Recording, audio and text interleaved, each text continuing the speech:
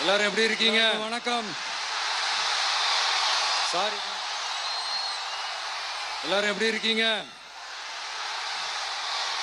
Sorry, கொஞ்சம் late ஆயிடுச்சு.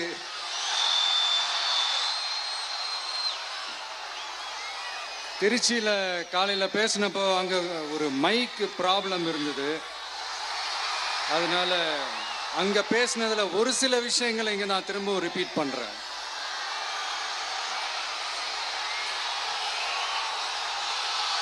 அந்த காலத்துல போருக்கு போறதுக்கு முன்னாடி போர்ல ஜெயிக்கிறதுக்காக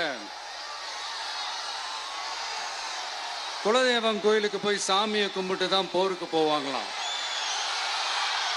அந்த மாதிரி அடுத்த வருஷம் நடக்க போற ஜனநாயக போருக்கு தயாராகிறதுக்கு முன்னாடி நம்ம மக்களை அதாங்க உங்க எல்லாரையும் பார்த்துட்டு போலான்னு வந்திருக்கிறேன்.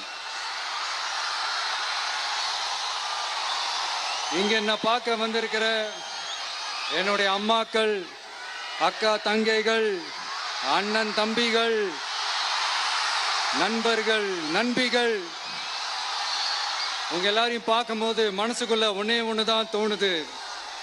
உங்களோட இந்த அன்புக்காக எவ்வளவு பெரிய உயரத்தையும், எவ்வளவு பெரிய வருமானத்தையும், எவ்வளவு பெரிய வசதியையும் தூக்கி எறிஞ்சிட்டு வரலாங்க. உங்களோட இந்த அன்பை விட, இந்த பாசத்தை விட, உங்களை விட எனக்கு இந்த உலகத்துல வேற எதுவுமே பெருசா தெரியல. ஒரு சாதாரணமா இருந்த ஒரு விஜய இந்த உயரத்துல தூக்கி வச்சு கொண்டாடிக்கிட்டு இருக்கிறீங்க. உங்க வீட்டுல ஒருத்தனாவே ஆக்கிட்டீங்க, உங்க சொந்தக்காரனாவே ஆக்கிட்டீங்க. என்னங்க பெரிய பணம் வேணுங்கிற அளவுக்கு பார்த்தாச்சு. அரசியலுக்கு வந்துதான் நான் பணம் சம்பாதிக்கணுமா என்ன? அதுக்கு கொஞ்சம் கூட அவசியமே இல்லை. எனக்கு எல்லாத்தையும் எல்லாமும் கொடுத்த உங்களுக்காக உழைக்கிறத தவிர எனக்கு வேற எந்த எண்ணமும் எந்த வேலையும் இல்லை. விஜய், விஜய் அண்ணா, விஜய் தம்பி, விஜய் தம்பி, நம்ம விஜய், நம்ம விஜய்னு என்னடா இந்த விஜய் தனியாளா இருப்பான்னு பார்த்தா எப்ப பாரு மக்கள் கடலோட மக்கள் கடலாவே இருக்கிறானேன்ட்டு இந்த எதிரிகளுக்கெல்லாம் தெரிஞ்சவன நம்மளை பத்தி கண்ணாபின்னான்னு பேச ஆரம்பிச்சிருக்கிறாங்க. அதாவது நான் மரியாதையா பேசினா கூட அதை தவறா எடுத்துக்கிறாங்கன்னா பாத்துக்கங்களேன்.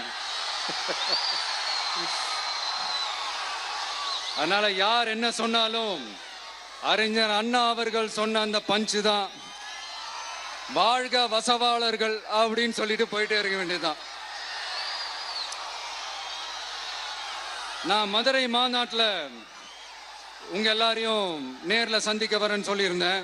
அப்படி இன்னைக்கு உங்களுக்காக நம்மள மேலையும் கீழையும் ரொம்ப மோசமா ஆண்டுகிட்டு இருக்கிற பாசிச பாஜக அரசையும் பாய்சன் திமுக அரசையும் கேள்வி கேட்கறதுக்காக வந்திருக்கிறேன்.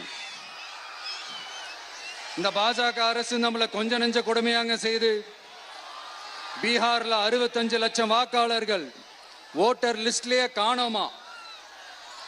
இது என்ன பெரிய விஷயம்? இதை தாண்டி இன்னொரு விஷயம் இருக்கு. இந்த எதிர்கட்சிகள்லாம் ரொம்ப சிம்பிளா சொல்ற மாதிரி சொல்லணும்னா ஓட்டு திருட்டு. வீட்டு நம்பர் 0ன்னு போட்டெல்லாம் ஓட்டர் ஐடி கார்டு கொடுத்துருக்காங்கன்னா பாத்துக்காங்களேன். எவ்வளவு பெரிய ஒரு மோசமான வேலைகள்லாம் அவங்க செய்யறாங்கன்னு பாத்துக்கங்க. அடுத்து ஒன் நேஷன் ஒன் எலெக்ஷன், ஒரே நாடு ஒரே தேர்தல் 2029ல இவங்களோட ஆட்சி காலம் முடிய போகுதுன்றது எல்லாருக்குமே தெரிஞ்ச ஒரு விஷயம்தான். அதனால இந்த மாநில அரசுகள் எல்லாத்தையும் கலைச்சிட்டு எல்லாருக்கும் ஒட்டு மொத்தமா ஒரே நேரத்தில் தேர்தல் வைக்கிற ஒரு ஐடியா. அப்பதானே ஒரே நேரத்தில் இந்த தில்லு முள்ளு வேலைகள்லாம் ஈஸியா செய்ய முடியும். இதுக்கு பேர் என்னங்க? ஜனநாயக படுகொலை தானே. அடுத்து டீலிமிட்டேஷன், பார்லிமெண்ட் தொகுதிகள் மறுசீராய்வு, நம்ம சவுத் இந்தியாவை விட நார்த் இந்தியாவுக்கு அதிகமான பார்லிமெண்ட் தொகுதிகள் கிடைக்கிற மாதிரி ஒரு மோசடி வேலை ஒன்று செஞ்சுக்கிட்டு இருக்கிறாங்க.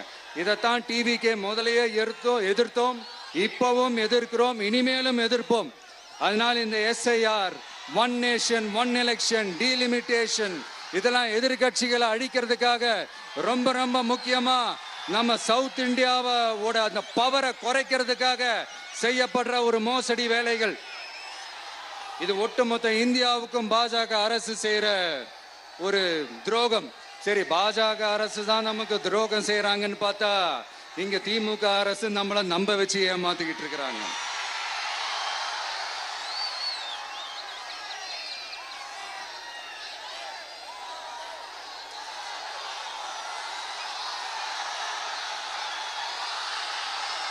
கிட்டத்தட்ட நானு நீங்க எல்லாருமா சேர்ந்து தான் இவங்க நல்லது செய்வாங்கன்னு நினைச்சு தேர்ந்தெடுத்தோம். ஆனா நீங்க பாத்தீங்கன்னா, thank you, I love you, thank you thank you thank you. நீங்க பாத்தீங்கன்னா ஒரு 505 தேர்தல் வாக்குறுதிகளை நமக்கு தமிழ்நாட்டு மக்களுக்கு கொடுத்தாங்க. அதுல எத்தனை வாக்குறுதிகளை இந்த திமுக கவர்மெண்ட் நிறைவேற்றிருக்கு?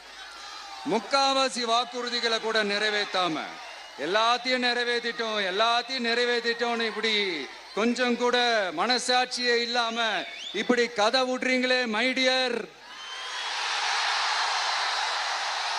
வேணாம் வேணாம் வேணாம் வேணாம். உங்களுக்கு தான் ஆசையா பாசமா கூப்பிட்டா பிடிக்க மாட்டேங்குது. இப்படி கதை விடுறீங்களே மை டியர் சிஎம் சார்.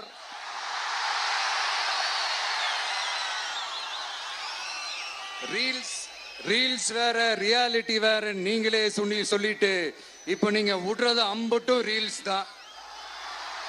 அதுல எல்லாம் பாதியில அருந்தும் போயிடுச்சு.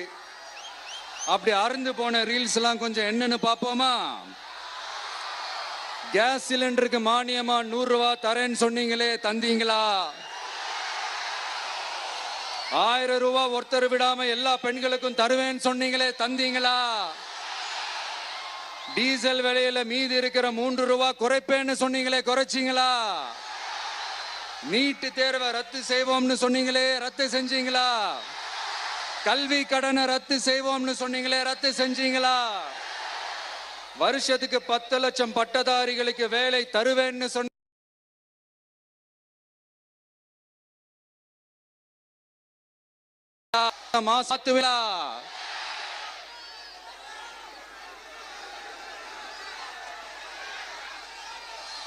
மீனவர்களை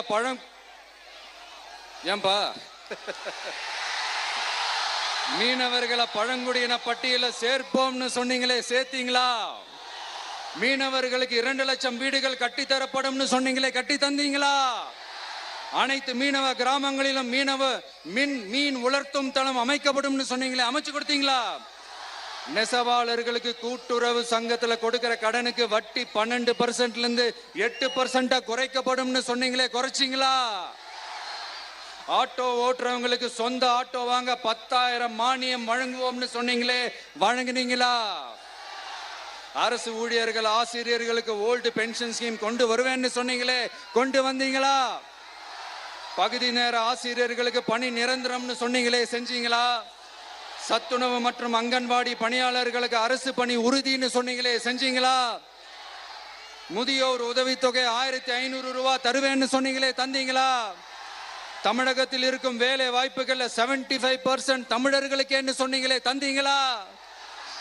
3 லட்சத்தும் மேல் இருக்கிற காலி பணியிடங்கள் நிரப்பப்படும் சொன்னீங்களே, நிரப்புனீங்களா? தூய்மை பணியாளர்கள் பணி ஊதியம், ஓய்வூதியம் போன்ற கோரிக்கைகள் நிறைவேற்றப்படும் சொன்னீங்களே, நிறைவேற்றினீங்களா? மக்கள் நல பணியாளர்களாக 25,000 பெண்கள் நியமிக்கப்படுவார்கள் சொன்னீங்களே, நியமிச்சீங்களா? ரேஷன் கடையில மீண்டும் உளுந்து வழங்கப்படும் சொன்னீங்களே, கொடுத்தீங்களா? அனைத்து அரசு வேலை வாய்ப்புகளிலும் பெண்களுக்கு 40% முன்னுரிமை வழங்கப்படும் சொன்னீங்களே, கொடுத்தீங்களா? 35 வயதுக்கும் மேற்பட்ட திருமணமாகாத ஆதரவற்ற பெண்களுக்கு கல்வி தகுதிக்கு ஏற்ப அரசு வேலை வழங்கப்படும் சொன்னீங்களே, வழங்கினீங்களா?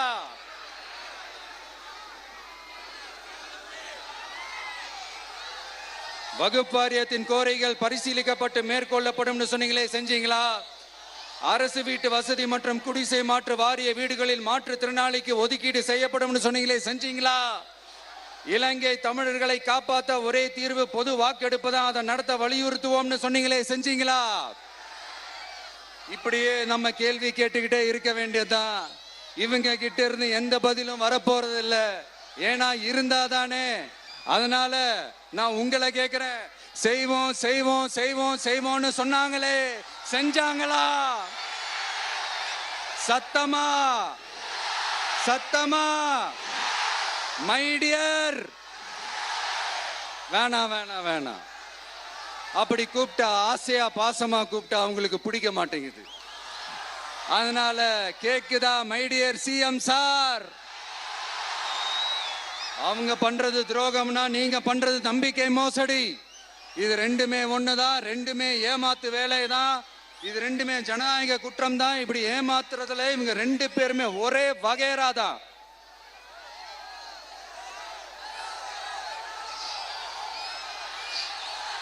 முந்தானேத்து வரைக்கும் ஒன்றிய பிரதமர், இப்போ இந்திய பிரதமர். இப்படி மாத்தி மாத்தி பிளேட்டை மாத்தி மாத்தி பேசுறதுல நம்ம சிஎம் சார் ரொம்ப பிரில்லியன்ட். இப்ப புரியுதா மக்களே? மறைமுக உறவுக்காரர்கள்னு நாம ஏன் சொல்றோம்னு? சரி, இப்ப நம்ம அரியலூர் மாவட்டத்துக்கு வருவோம்.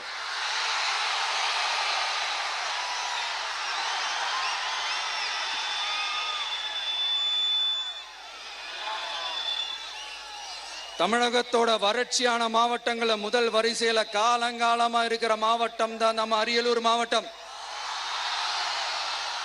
சிமெண்ட் உற்பத்தியும் முந்திரி உற்பத்தியும் நடக்குது, பட்டாசு தொழிலும் கொஞ்சம் நடக்குது. ஆனா இங்க இருக்கிற இந்த தொழிலையாவது மேம்படுத்தலாம்னு இந்த கவர்மெண்ட் ஏதாவது யோசிக்குதான்னு கேட்டா ஜீரோ தான். சிமெண்ட் ஆலைகளால ஏற்படுற மாசுபாட்டுல இருந்து மக்களை பாதுகாக்க என்ன நடவடிக்கை எடுக்கப்பட்டிருக்குன்னு தெரியல. யுனெஸ்கோவோட உலக மரபு சின்னமாக அறிவிக்கப்பட்ட கங்கை கொண்ட சோழபுரம் கோயிலை முறையாக பராமரிக்கணும்.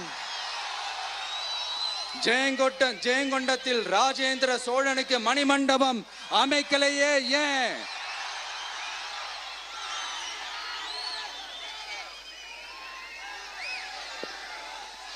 மருதையாத்தோட குறுக்க வாராணவாசி தடுப்பணை கட்டுறதை பத்தி 4 வருஷமா கண்டுக்கலையே ஏன்? அரியலூர்ல இருந்து ஜெயங்கொண்டான் காட்டுமன்னார் கோயில் வழியாக சிதம்பரத்துக்கு ரயில்வே வழித்தடம் அமைக்கணும்ன்ற கோரிக்கை என்னாச்சுன்னு தெரியல. ஜெயங்கொண்டத்திலிருந்து கும்பகோணத்திற்கு ரயில்வே வழித்தடம் அமைக்கணும்ன்ற கோரிக்கை என்னாச்சுன்னு தெரியல. அரியலூர்னாலே முந்திரி உற்பத்தி தான் பிரதானம், அதனால முந்திரி தொழிற்சாலை அமைக்கணும்ன்ற கோரிக்கை என்னாச்சுன்னு தெரியல. இந்த மாவட்ட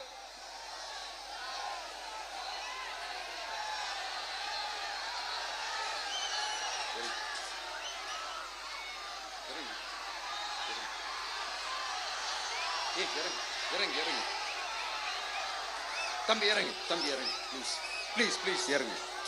சரி இறங்குப்பா ப்ளீஸ். அண்ணா அது சாஞ்சி போயிடுச்சுண்ணா, இறங்க சொல்லிருங்கண்ணா. விஜயண்ணா சாஞ்சி போச்சுண்ணா, அது இறங்க சொல்லிருங்கண்ணா.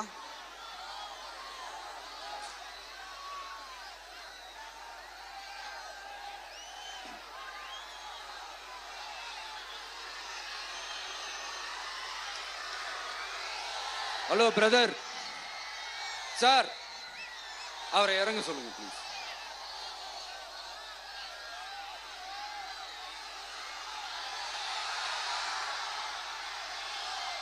இந்த மாவட்டத்தை சேர்ந்தவர் போக்குவரத்து அமைச்சராக இருந்தும் போதுமான பேருந்து வசதி இல்லையே ஏன்? என்னடா இவன் வந்ததுல இருந்து கேள்வியா கேட்கிறான், இவன் வந்தா என்ன செய்வான்னு கேக்குறீங்க அதானே? தீர்வை நோக்கி போறதும் தீர்வை காண்றதும் மட்டும்தான் நம்ம டிவிக்கோட லட்சியமே.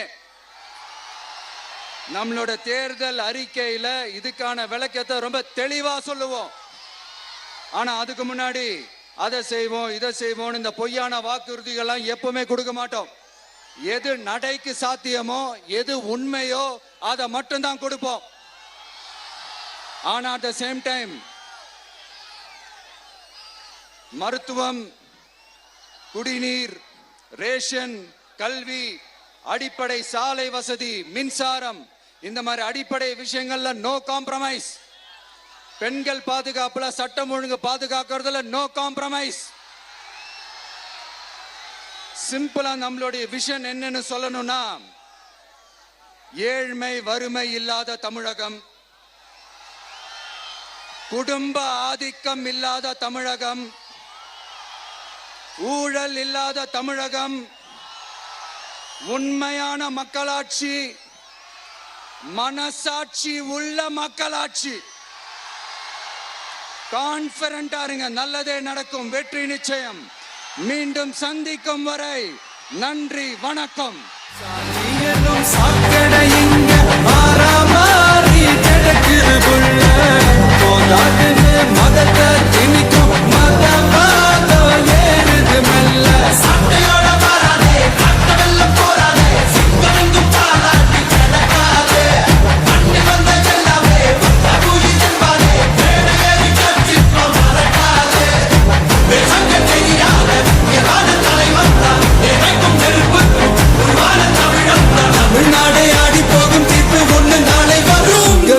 உங்க விஜய் உயிர் என்ன வரனா